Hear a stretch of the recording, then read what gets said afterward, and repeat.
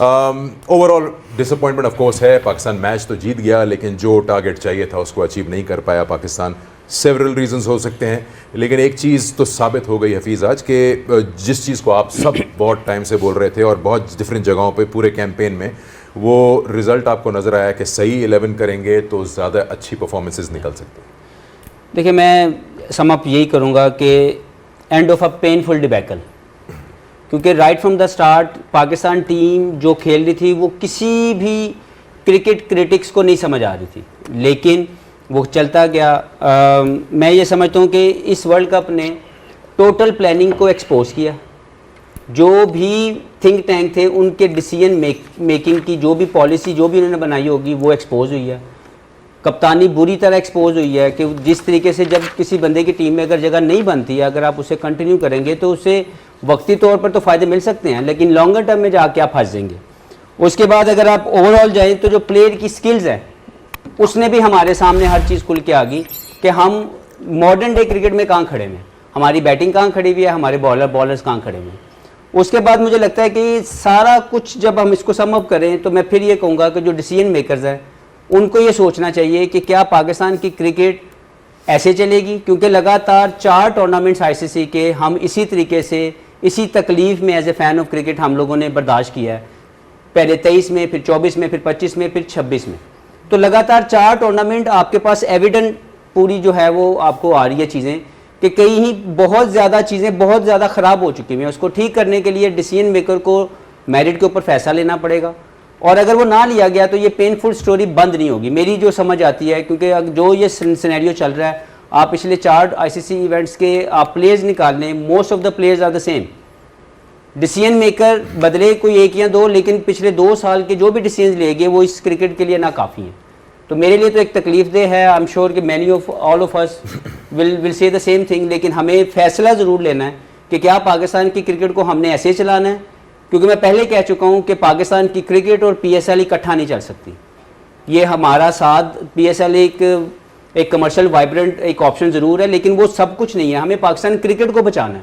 अगर हमने पाकिस्तान क्रिकेट के लिए बेहतर फैसले ना किए, हम वो और ज़्यादा तकलीफ़ें जो है वो उठाएंगे। और पाकिस्तान क्रिकेट को बचाने के लिए Shoaib, you spoken about it as well, generally एक ओवरऑल बात कर रहे हैं टूर्नामेंट के ऊपर, पाकिस्तान की परफॉर्मेंस के ऊपर। आज भी जिस तरह से शुरुआत हुई उसके बाद 2-7-0-0-8-4-1 किसी का नंबर भी आप इसको कह सकते हैं, ये आपकी परफॉर्मेंसेस थी बैटर्स की, और बॉलिंग में भी बहुत बुरी तरह आप एक्सपोज हुए, स्पेशली टुवर्ड्स द डेथ। ठीक है, आपके पास मोटिवेशन नहीं थी उस वक्त, लेकिन एक बात कर रही हूँ कि जिस तरह उन्होंने कहा टैक्टिक्स, एग्जीक्यूशन, कहाँ कहाँ पाकिस्तान ने गलतियाँ की आपके मुताबिक? Complete clueless. I think Pakistan management is completely clueless. आज उन्होंने ठीक टीम सेलेक्ट करके ये साबित कर दिया था कि हमने जो टीम खिला रहे थे वो गलत थी। जो हमने आज 11 खिलाए, इसमें नाफे का नहीं बनता था, सिर्फ साइम का बनता था। साइम ओवर भी कर लेता आपकी, सिर्फ एक गलती थी यहाँ पे। आज उन्होंने अपनी सिलेक्शन खुद गलत साबित कर दी कि जो हम पिछले 15 दिन से जो हम कर रहे हैं और पिछले 4 टूर्नामेंट से हम जो कर रहे हैं वो तो क्लूलेस हैं, हमें कुछ नहीं पता। लेकिन आज ठीक करके टीम आज ये साबित कर दिया कि जेन्युइन बंदे को जेन्युइन जगह खिलाओगे वो परफॉर्मेंस करके देगा आपको। फ़खर जमान को पिछले 5-6 साल से बेचारे को रगड़ा दे रहे हैं आप, नेचुरल ओपनर आपने तबाह कर दिया। ठीक है, आज उसने 2 आपने 3 काम के पठान खिलाए, तीनों ने आपको परफॉर्म करके दिखा दिया। सादात फरहान, फ़खर जमान, इब्रार, तीनों की इंटेंट ठीक थी, तीनों ने परफॉर्म कर दिया। ये तीनों ही बाहर हैं। फ़खर जमान इस टूर्नामेंट में आज 2 मैच खेला बाहर, इब्रार बाहर, ठीक है, नसीम शाह बाहर। So it goes to shows कि देखिए, I am all for Mohsin Naqvi, right? I think is a great guy, he must be a great guy, whatever I heard of him, I think he is a great guy, but what is he doing if he surrounding him? देखें, जितने powerful chairman general Tauqir Zia के बाद मुझे लगता है कि most powerful chairman वो मोहसिन नकवी साहब है। ठीक, उनकी पोजिशनिंग बहुत अच्छी है, उनके पास रिसोर्सेज हैं, उनके पास ताकत है। अगर वो टीम्स अपनी मैनेजमेंट की बिल्ड नहीं कर पाए ना, और 4 टूर्नामेंट से आप क्वालिफायर से बाहर हो रहे हैं, तो I am telling you there is something seriously wrong within the board. It's not, I understand he doesn't know much about cricket, and I get that.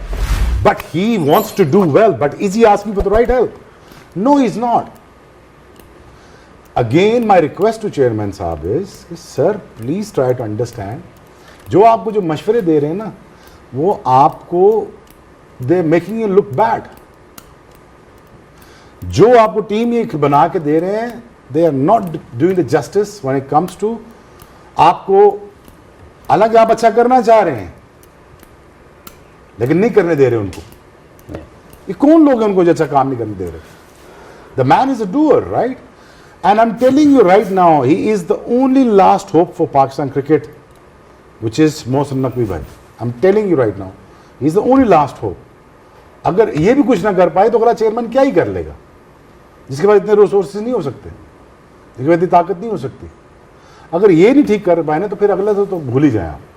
So my request is to please do surround yourself. I'm not asking myself to come into play.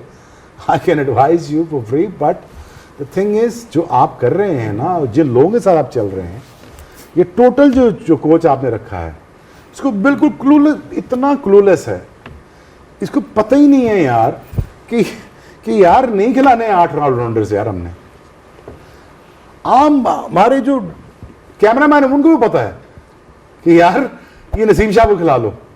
ये कैसे हो सकता है कि इसको नहीं पता? ये कैसे हो सकता है कि यार वो बरार नहीं खेलता? ये कैसे हो सकता है कि फखर जमान नहीं खेलता? I mean what is he doing? What does he want? I mean मुझे तो बियॉन्ड मी कि यार हम पिछला वर्ल्ड कप भी, एशिया कप में भी और 3 टूर्नामेंट में भी सेम बातें करी जा रहे हैं.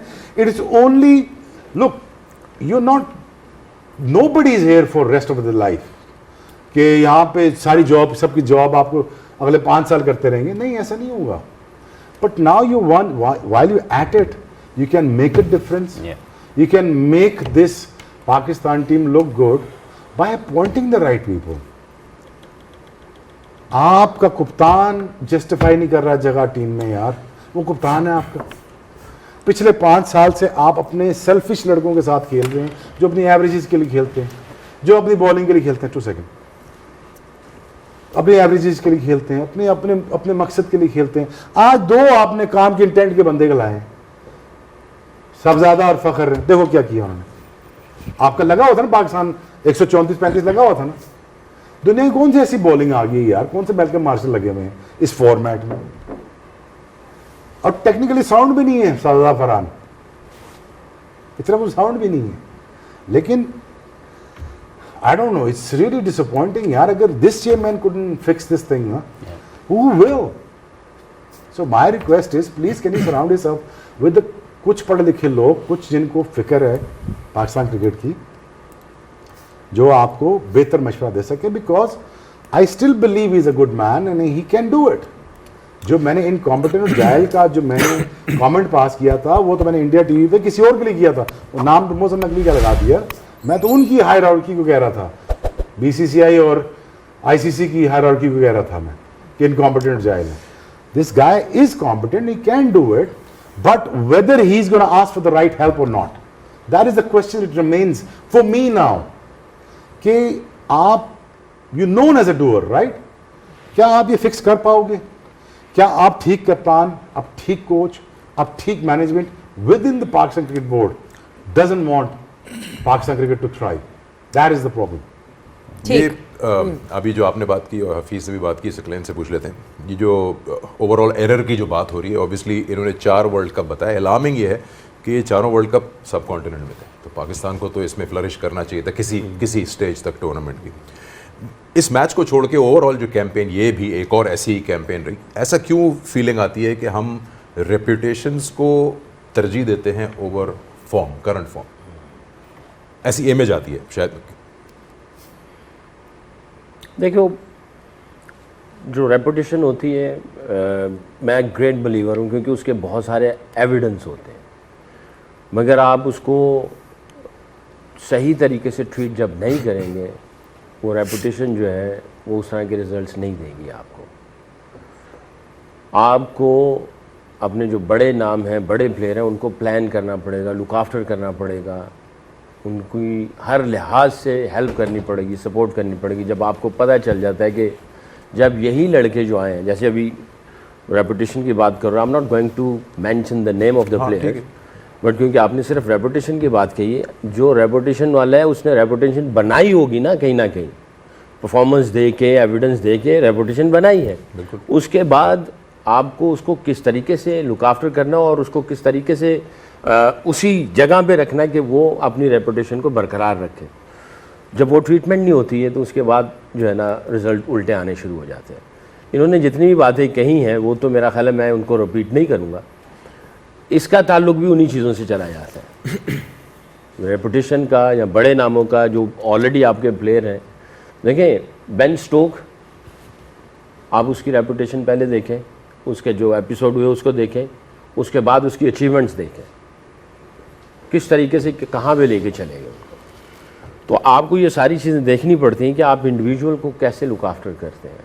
आपको कैरेक्टर चाहिए होते हैं और वो कैरेक्टर मुश्किल होते हैं लुक आफ्टर करना, बट आपकी स्किल्स कैसी है कि उनके कैरेक्टर्स को कैसे लुक आफ्टर करते हैं।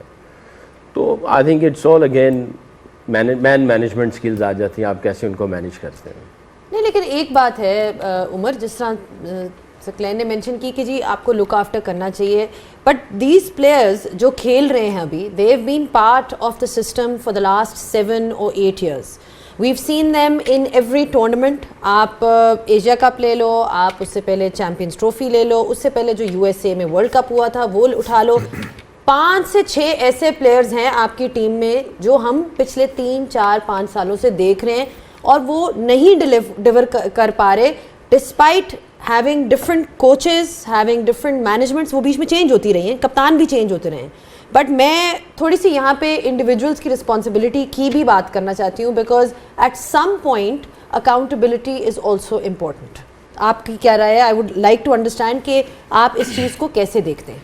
देखिए, ऑब्वियसली रिस्पॉन्सिबिलिटी तो प्लेयर्स की आती है, और स्पेशली जो आप कह रहे रेपुटेशन वाली और सीनियर प्लेयर्स की, उनकी ज़्यादा बनती है, तो उनकी जो रिस्पॉन्सिबिलिटी ज़्यादा है। लेकिन again on the same side मैं सेकी भाई के साथ एग्री हूँ, रेपुटेशन होनी चाहिए आपके बड़े इवेंट के लिए। आप सीनियर प्लेयर लेके आते हैं, लेकिन अगेन उसके साथ जो आपकी जो सिस्टम में रेपुटेशन के साथ साथ जो आपके सीनियर प्लेयर, उन्होंने बैकअप पे कोई प्लेयर तैयार किए नहीं की। गलती किसकी है? आपके सिस्टम की, आपके सेलेक्टर्स की, आपकी टीम मैनेजमेंट की। रेपुटेशन की बात कर रहे हैं ना, साउथ अफ्रीका की टीम में भी तो खेल रहे हैं, उनके पुराने लास्ट वर्ल्ड कप में खेल रहे थे, अभी रबाडा, इंगेडी, ये सारे भी खेल रहे हैं ना। लेकिन उनके साथ उन्होंने क्या किया? बैकअप को तैयार किया। हर टूर पे यही रेपुटेशन वाले प्लेयर्स को नहीं सेंड किए, सीनियर नहीं सेंड किए। अभी जो लास्ट उनके साउथ अफ्रीका की सीरीज़ हुई थी, टेस्ट सीरीज़ में, उसमें सारे इवन वो टेस्ट चैम्पियन बन गए थे, वहाँ पे सारी नई टीम गई, क्योंकि उनको पता है कि हमारे जो मेन जो प्लेयर्स है, जो हमारे सीनियर है, वो हमारे है एस्टेब्लिश है, वो जहाँ पे हमें ज़रूरत पड़ेगी हम उनको मेन इवेंट में खिलाएंगे। बैकअप रेडी हो रहे हैं उनके पीछे। अभी ड्यूरिंग द वर्ल्ड कप आपके ये साउथ अफ्रीका की टीम सेमीफाइनल में पहुँच गई। बैकअप पे उन्होंने टीम अनाउंस की, न्यूजीलैंड टीम जा रही है 5 T20 के लिए, इसमें हार्डली 2 प्लेयर्स हैं। तो इसमें आपके सिस्टम की भी फ्लॉज है। ठीक है, रेपुटेशन पर आप खिलाते हो, उनकी रिस्पॉन्सिबिलिटी बनती है, लेकिन आप पीछे देखिए कि आपके सिस्टम की कितनी गलती है। आपके पूरे डोमेस्टिक सिस्टम में 1 साल से डोमेस्टिक आपका स्टार्ट है, कितने मैचेस हुए?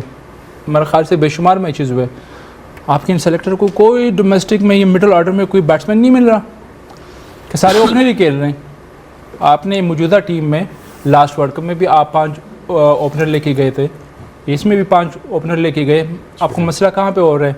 मिडिल ऑर्डर में आपकी स्किल्स है ही नहीं, या आपने ट्रस्ट नहीं किया। जो जिन लड़कों पे आप साल 1.5 साल पहले से इन्वेस्टमेंट कर रहे, सडनली आपने उनको ड्रॉप कर दिया बाय फोर्स, या आपकी मजबूरी, या आपकी वो थिंकिंग नहीं, प्लानिंग नहीं। आपने फिर से वही ओपनर सेलेक्ट किए, मिडिल ऑर्डर में आप ज़बरदस्ती खिला रहे हो, ऑलराउंडर को ज़बरदस्ती वहाँ पे फिक्स कर रहे हो।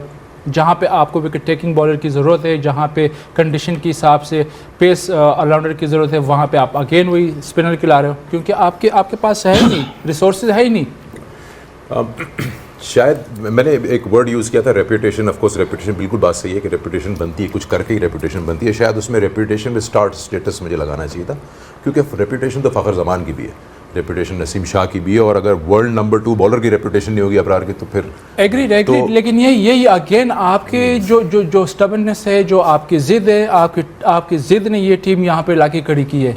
आपकी जो मैनेजर ने आपका कोच है उसके पता नहीं कौन सी अनाय कौन सी जिद है कि वो वही ऑलराउंडर के साथ 9 ऑलराउंडर के साथ 90 नंबर तक आपके बैटिंग के ला दे, या तो उनको नॉलेज नहीं है या उनकी जिद है। मेरा पॉइंट ये है कि ये स्टबर्ननेस नहीं लग रही मुझे, इसका थोड़ा सा माइंडसेट है कि उसको पता ही नहीं कि मेरे बेस्ट, जो मैंने पहले बात की कि जो कोच या कैप्टन होता है किसी भी टीम का, वो सबसे पहले प्लेयर की जो पोटेंशियल है उसको जज करता है और फिर उसको उसके मुताबिक इस्तेमाल करता है। जिसको नसीम शाह की पोटेंशियल का नहीं पता लगा, जिसको फ़खर की पोटेंशियल का नहीं पता लगा, जिसको अबरार की पोटेंशियल का नहीं पता लगा पूरे टूर्नामेंट में, जिसने बाबर आजम को नंबर 4 पे खिला दिया, पहले तो उसको अकाउंटेबल करो ऑन टू वर्ड। उसके बाद देखें, आप पहले बात कर रहे हैं प्लेयर अकाउंटेबिलिटी की, बिल्कुल होनी चाहिए। अगर कोई इवॉल्व स्किल्स के साथ नहीं आ रहा, उसकी अकाउंटेबिलिटी 100% होनी चाहिए। आई एम ऑल फॉर इट। लेकिन व्हाट अबाउट द एडमिनिस्ट्रेशन जो ये फैसले ले रही है, जो ये कोच लेके आ रही है, जो ये कप्तान बना रही है, जो इन लोगों को सिलेक्ट किए जा रही है, उनकी अकाउंटेबिलिटी कौन करेगा? हाँ, तो सैडली यही बात है कि 24 में हसन नहीं थे, 22 में हसन नहीं थे, उससे पहले भी हसन नहीं थे।